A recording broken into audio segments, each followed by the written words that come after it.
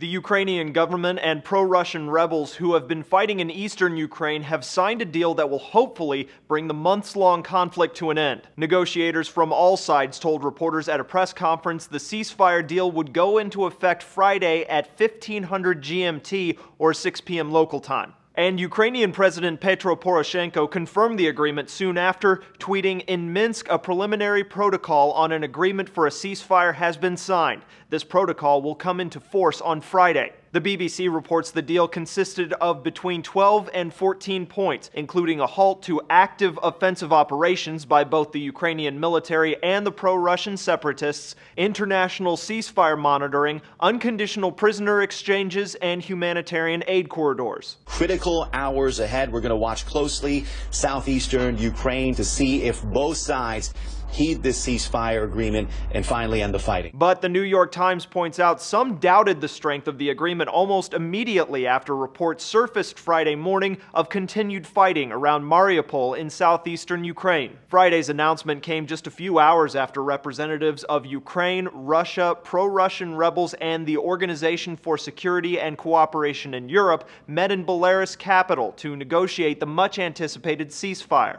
Rebels the U.S. and Ukraine say are backed by Russia have clashed with government troops in eastern Ukraine since mid-April. The UN estimates the bloody conflict has taken the lives of nearly 2,600 people. Poroshenko and Russian President Vladimir Putin had discussed an outline of a peace deal earlier this week. However, that led to confusion when Poroshenko announced a ceasefire and the Kremlin then said Russia couldn't agree to anything because it wasn't even involved in the conflict. And NATO's Secretary General expressed some skepticism of Russia's motives at the NATO summit in Wales Thursday. What counts is what is actually happening on the ground.